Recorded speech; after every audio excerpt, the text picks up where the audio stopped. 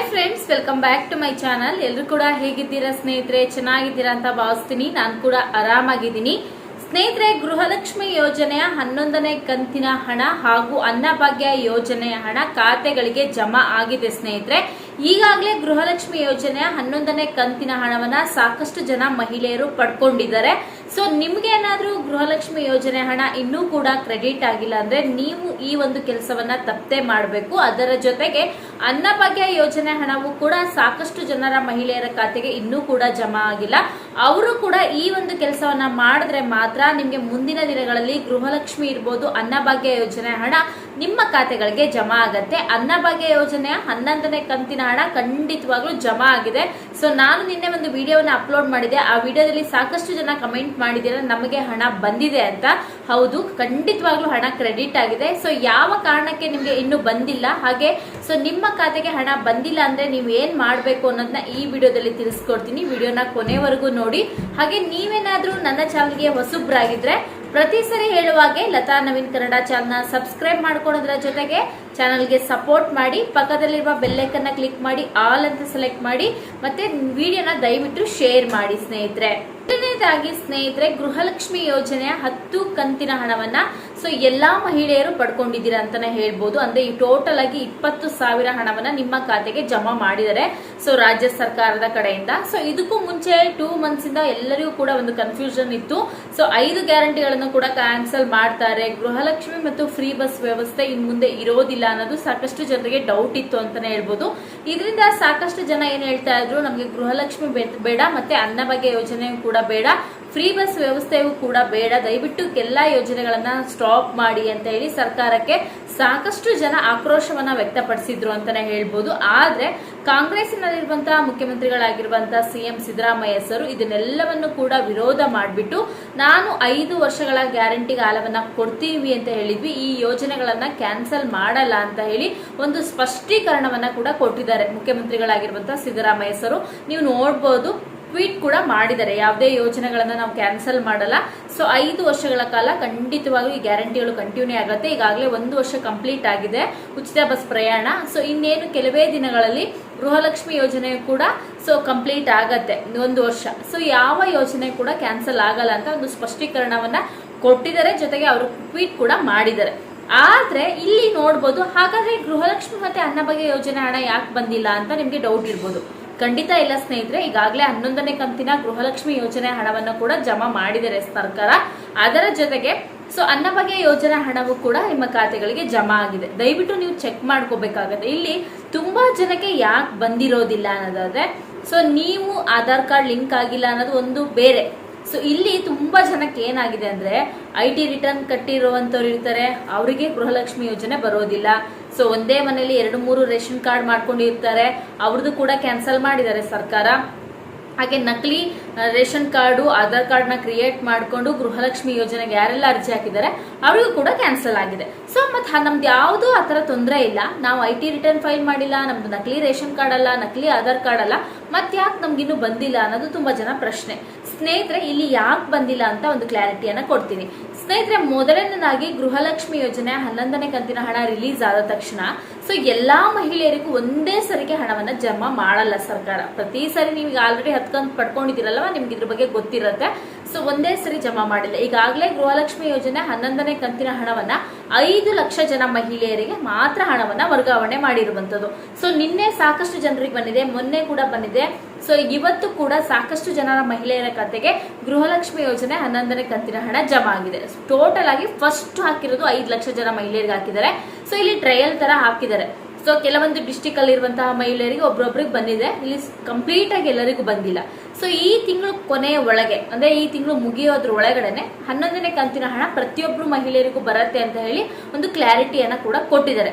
ಈಗ 11ನೇ ಕಂತಿನ ಹಣ 5 ಲಕ್ಷ ಜನ ಮಹಿಳೆಯರಿಗೆ ಮೊನ್ನೆ ಹಾಕಿದ್ದಾರೆ, ಬಟ್ ಇವತ್ತು ಕೂಡ ಹಾಕ್ತಾರೆ.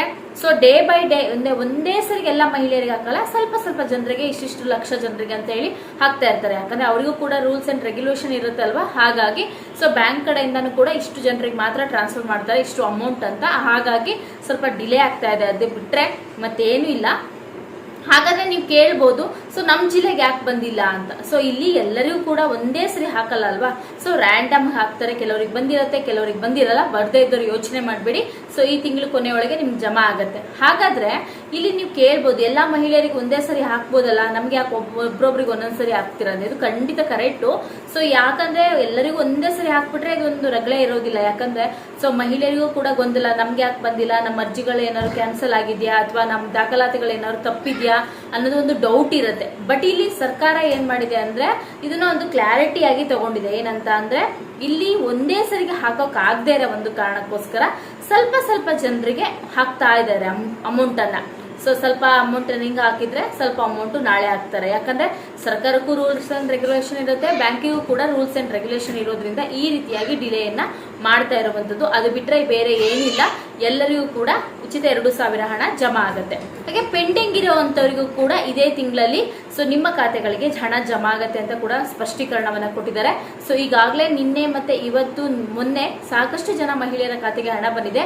ಸೊ ನಿಮ್ಗೇನಾದ್ರೂ ಬಂದಿದೆ ದಯವಿಟ್ಟು ಗೃಹಲಕ್ಷ್ಮಿ ಯೋಜನೆ 11ನೇ ಕಂತಿನ ಹಣ ಜಮಾ ಆಗಿದೆ ಅಂತ ಖಂಡಿತ ಕಮೆಂಟ್ ಮಾಡಿ. ಹಾಗೆ ಅನ್ನಭಾಗ್ಯ ಯೋಜನೆ ಬಗ್ಗೆ, ಸೊ ಅನ್ನಭಾಗ್ಯ ಯೋಜನೆ ಹಣವು ಕೂಡ ಜಮಾ ಆಗಿದೆ ಸ್ನೇಹಿತರೆ. ಸಾಕಷ್ಟು ಜನ ಮಹಿಳೆಯರಿಗೆ ಅನ್ನಭಾಗ್ಯ ಯೋಜನೆ ಹಣ ಜಮಾ ಆಗಿದೆ. ಪೆಂಡಿಂಗ್ ಇರೋರಿಗೂ ಜಮಾ ಆಗಿದೆ, ಹಾಗೇನೆ ಪ್ರತಿ ತಿಂಗಳು ಬರೋರಿಗೂ ಜಮಾ ಆಗಿದೆ.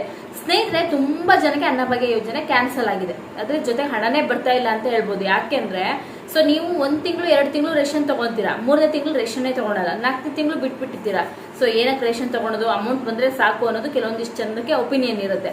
ಸೊ ಅಂತವ್ರಿಗೆ ಹಣ ಬರೋದಿಲ್ಲ. ನೀವು ಪ್ರತಿ ತಿಂಗಳು ಹೋಗಿ ನ್ಯಾಯಬೆಲೆ ಅಂಗಡಿಯಲ್ಲಿ ಪ್ರತಿ ತಿಂಗಳು ರೇಷನ್ ನ ತಗೊಂಡ್ರೆ ಮಾತ್ರ ನಿಮ್ಗೆ ಪ್ರತಿ ತಿಂಗಳು ನಿಮ್ಗೆ ಅನ್ನಭಾಗ್ಯ ಯೋಜನೆ ಹಣ ಬರುತ್ತೆ.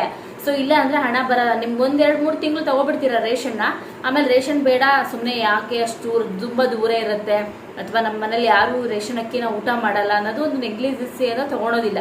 ಅವಾಗ ಏನಾಗುತ್ತೆ ನಿಮ್ಗೆ ಇಲ್ಲಿ ಸೊ ಅನ್ನಭಾಗ್ಯ ಯೋಜನೆ ಹಣವೂ ಕೂಡ ಬರಲ್ಲ, ನಿಮ್ಮ ರೇಷನ್ ಕಾರ್ಡ್ ಕೂಡ ಆಕ್ಟಿವ್ ಅಲ್ಲಿ ಇಲ್ಲ ಅಂತ ಹೇಳಿ ಕ್ಯಾನ್ಸಲ್ ಆಗುವಂತ ಸಂಭವ ಇರುತ್ತೆ. ದಯವಿಟ್ಟು ಆ ತಪ್ಪನ್ನ ಮಾಡಬೇಡಿ ಯಾರು ಕೂಡ. ಸೊ ದಯವಿಟ್ಟು ನೀವು ಅನ್ನಭಾಗ್ಯ ಯೋಜನೆ ಹಣವನ್ನ ತಗೊಳ್ಳಿ, ಜೊತೆಗೆ ಅನ್ನಭಾಗ್ಯ ಯೋಜನೆ ಅಕ್ಕಿಯನ್ನ ಕೂಡ ಪಡ್ಕೊಳ್ಳಿ. ಅವಾಗ ರೇಷನ್ ಕಾರ್ಡ್ ಕೂಡ ಆಕ್ಟಿವ್ ಆಗಿರುತ್ತೆ, ಹಾಗೆ ನಿಮ್ಗೆ ಅನ್ನಭಾಗ್ಯ ಯೋಜನೆ ಹಣವೂ ಬರುತ್ತೆ. ಯಾಕಂದ್ರೆ ಮುಂದಿನ ದಿನಗಳಲ್ಲಿ ನೀವು ನೋಡ್ಬೋದು. ಸೊ ರೇಷನ್ ಕಾರ್ಡ್ ಇರೋದ್ರಿಂದ ತುಂಬಾ ಅನುಕೂಲ ಇದೆ. ಹಾಸ್ಪಿಟಲ್ಗಳಿಗಾಗ್ಲಿ ಇವಾಗ ಸರ್ಕಾರದಲ್ಲಿ ಸಿಗುವಂತ ಕೆಲವೊಂದು ಯೋಜನೆಗಳನ್ನ ಪಡ್ಕೊಳ್ಲಿಕ್ಕೆ ತುಂಬಾ ಹೆಲ್ಪ್ಫುಲ್ ಆಗುತ್ತೆ. ಯಾರು ಕೂಡ ರೇಷನ್ ಕಾರ್ಡ್ನ ಕ್ಯಾನ್ಸಲ್ ಮಾಡ್ಕೋಬೇಡಿ. ಯಾಕಂದ್ರೆ ಎಷ್ಟೋ ಜನ ರೇಷನ್ ಕಾರ್ಡ್ ಇಲ್ಲದೆ ಇನ್ನೂ ಕೂಡ ಅಪ್ಲಿಕೇಶನ್ಗಳನ್ನ ಹಾಕ್ಲಿಕ್ಕೆ ಆಗ್ತಾ ಇಲ್ಲ ಅವ್ರ ಕೈಯಲ್ಲಿ. ಅದಕ್ಕೋಸ್ಕರ ಇದ್ದವರು ರೇಷನ್ ಕಾರ್ಡ್ಗಳನ್ನ ಕ್ಯಾನ್ಸಲ್ ಮಾಡ್ಕೋಬೇಡಿ. ಇನ್ನೂ ಯಾರು 1 ತಿಂಗಳು 2 ತಿಂಗಳು ರೇಷನ್ ತಗೊಂಡೇ ಸುಮ್ಮನೆ ಇದ್ರೆ ತಪ್ಪದೆ ಹೋಗಿ ನ್ಯಾಯಬೆಲೆ ಅಂಗಡಿಗಳಲ್ಲಿ ಈಗಾಗಲೇ ಅಕ್ಕಿ ಕೊಡೋಕ್ಕೆ ಸ್ಟಾರ್ಟ್ ಮಾಡಿದ್ದಾರೆ. ದಯವಿಟ್ಟು ಹೋಗಿ ನೀವು ಅಕ್ಕಿಯನ್ನ ಪಡ್ಕೊಳ್ಳಿ. ರೇಷನ್ ಕಾರ್ಡ್ ಆಕ್ಟಿವ್ ಅಲ್ಲಿ ಇರ್ಲಿ, ನಿಮಗೂ ಕೂಡ ಒಳ್ಳೇದಾಗತ್ತೆ ಅಂತ ಈ ಒಂದು ಕಾರಣಕ್ಕೋಸ್ಕರ ಹೇಳಿದೀನಿ. ಹಾಗೆ ತುಂಬಾ ಜನ ರೇಷನ್ ಕಾರ್ಡಿಗೆ ಯಾವಾಗಿಂದ ಆನ್ಲೈನ್ ಅಪ್ಲಿಕೇಶನ್ ಹಾಕ್ಬೋದು, ಏನೇನ್ ದಾಖಲಾತಿಗಳು ಬೇಕು ಅನ್ನೋದು ಕೆಲವೊಂದಿಷ್ಟು ಜನ ರೇಷನ್ ಕಾರ್ಡ್ಗೆ ಇನ್ನೂ ಕೂಡ ಆನ್ಲೈನ್ ಅಲ್ಲಿ ಅಪ್ಲಿಕೇಶನ್ ಹಾಕಲಿಕ್ಕೆ ಅವಕಾಶವನ್ನ ಕೊಟ್ಟಿಲ್ಲ. ಸೊ ಕೊಟ್ಟಾಗ ಸರ್ಕಾರದ ಕಡೆಯಿಂದನೂ ಕೂಡ ಅಪ್ಡೇಟ್ ಮಾಡ್ತೀನಿ, ನಾನು ಕೂಡ ತಿಳಿಸ್ಕೊಡ್ತೀನಿ. ರೇಷನ್ ಕಾರ್ಡಿಗೆ ಬೇಕಾಗಿರುವಂತದ್ದು ಸೊ ನಿಮ್ಮ ಆಧಾರ್ ಕಾರ್ಡ್ಗಳು ಬೇಕಾಗತ್ತೆ. ಜೊತೆಗೆ ನೀವು BPL ರೇಷನ್ ಕಾರ್ಡ್ ಮಾಡಿಸ್ಕೊಂತೀರಂದ್ರೆ ನಿಮ್ಮ ಆದಾಯ ವರ್ಷಕ್ಕೆ 1,20,000ಕ್ಕಿಂತ ಕಮ್ಮಿ ಇರಬೇಕು. ಅದಕ್ಕೆ ಇನ್ಕಮ್ ಸರ್ಟಿಫಿಕೇಟ್ ಇದ್ರೆ ನೀವು ಆರಾಮಾಗಿ ನೀವು ರೇಷನ್ ಕಾರ್ಡ್ನ BPL ರೇಷನ್ ಕಾರ್ಡ್ನ ಮಾಡಿಸ್ಕೋಬಹುದು. ಚಿಕ್ಕ ಮಗು ಇದೆ, 1-2 ತಿಂಗಳು 3 ತಿಂಗಳು ಮಗು ಇದೆ, ನಾವಿನ್ನು ಆಧಾರ್ ಕಾರ್ಡ್ ಮಾಡಿಸಿಲ್ಲ ಅಂದ್ರೆ ಜನನ ಪ್ರಮಾಣ ಪತ್ರ ಇದ್ರೆ ಸಾಕು. APL ರೇಷನ್ ಕಾರ್ಡಿಗೆ ಸೇಮ್, ಮಗು ಚಿಕ್ಕದಾಗಿದ್ರೆ ಜನನ ಪ್ರಮಾಣ ಪತ್ರ ಇದ್ರೆ ಸಾಕು, ಆಧಾರ್ ಕಾರ್ಡ್ ಇದ್ರೆ ಸಾಕು, APL ರೇಷನ್ ಕಾರ್ಡ್ನ ಮಾಡಿಸ್ಕೊಳ್ಬಹುದು. ಸೊ ಇದಕ್ಕೆ APL ರೇಷನ್ ಕಾರ್ಡ್ ಮಾಡಿಸಕ್ಕೆ ಯಾವುದೇ ರೀತಿಯಾಗಿ ಇನ್ಕಮ್ ಸರ್ಟಿಫಿಕೇಟ್ ಬೇಡ.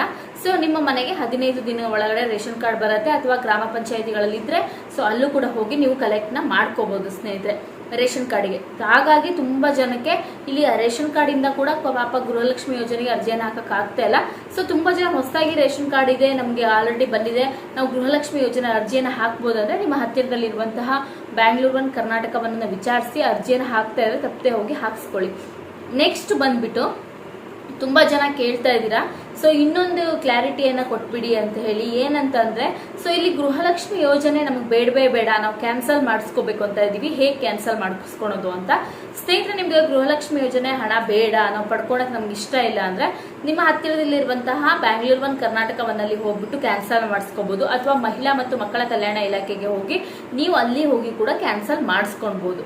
ತುಂಬಾ ಜನಕ್ಕೆ ರೇಷನ್ ಅಕ್ಕಿ ಕೂಡ ಬರ್ತಾ ಇಲ್ಲ, ಹಾಗೆ ಗೃಹಲಕ್ಷ್ಮಿ ಯೋಜನೆ ಹಣವೇ ಬರ್ತಾ ಇಲ್ಲ, ನಾವು ಯಾವುದೇ ರೀತಿ IT ರಿಟರ್ನ್ ಫೈಲ್ ಮಾಡಿಲ್ಲ ಅಂದ್ರೆ ಅನ್ನಭಾಗ್ಯ ಯೋಜನೆ ಹಣ ಬರ್ತಾ ಇಲ್ಲ ಅಂದ್ರೆ ನೀವು ಫುಡ್ ಆಫೀಸ್ ನ ವಿಸಿಟ್ ಮಾಡಬೇಕು. ತಾಲೂಕಲ್ಲಿ ಇರುತ್ತೆ.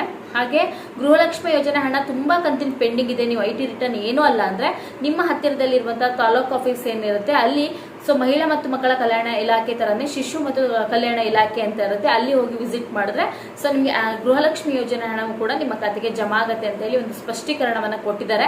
ದಯವಿಟ್ಟು ಹೋಗಿ ಚೆಕ್ ಮಾಡಿಸಿ. ಪ್ರತಿಯೊಂದು ಸರ್ಕಾರದಿಂದ ಸಿಗುವಂತ ಬೆನಿಫಿಟ್ ಗಳನ್ನ ನೀವು ಕೂಡ ಪಡ್ಕೊಳ್ಳಿ. ಇನ್ನು ಮುಂದಿನ ದಿನಗಳಲ್ಲಿ ನೀವು ನೋಡಬಹುದು ಗೌರ್ಮೆಂಟ್ ಬಸ್ ಟಿಕೆಟ್ ಕೂಡ ದರವನ್ನು ಕೂಡ ಹೆಚ್ಚು ಮಾಡ್ತೀವಿ ಅಂತ ಹೇಳಿದ್ದಾರೆ. ಏನೀಗ ಗೌರ್ಮೆಂಟ್ ಬಸ್ ಅಲ್ಲಿ ಹೋಗ್ತಾ ಇದೀವಲ್ಲ, ಮಹಿಳೆಯರಿಗೆ ಫ್ರೀ ಇರುತ್ತೆ, ಬಟ್ ದರ ಏನಂದ್ರೆ ಟಿಕೆಟ್ ನಾವು ತಗೊಂತೀವಲ್ಲ ಪುರುಷರು, ಅವರಿಗೆ ದರವನ್ನು ಕೂಡ ಹೆಚ್ಚಳ ಮಾಡ್ತೀವಿ ಅಂತ ಹೇಳಿದ್ದಾರೆ. ಬಟ್ ಯಾವಾಗಿಂದ ಹೆಚ್ಚಳ ಆಗುತ್ತೆ ಜಾರಿಗಿದೆ ಗೊತ್ತಿಲ್ಲ, ಬಟ್ ಹೆಚ್ಚಳವನ್ನ ಡೆಫಿನೆಟ್ಲಿ ಆಗಿ ಮಾಡ್ತಾರೆ. ಹೆಚ್ಚಳ ಆಗಿದ್ರೆ ದಯವಿಟ್ಟು ಆಗಿದೆ ಅಂತ ಕಮೆಂಟ್ ಮಾಡಿ. ಹಾಗೆ ನಿಮ್ಗೆ ಏನಾದ್ರು ಗೃಹಲಕ್ಷ್ಮಿ ಯೋಜನೆ ಹಣ ಬಂದಿದೆ ಅಂತ ಕಮೆಂಟ್ ಮಾಡಿ. ಅನ್ನಭಾಗ್ಯ ಯೋಜನೆ ಹಣ ಬಂದಿದೆ ದಯವಿಟ್ಟು ಬಂದಿದೆ ಅಂತ ಕಮೆಂಟ್ ಮಾಡಿ.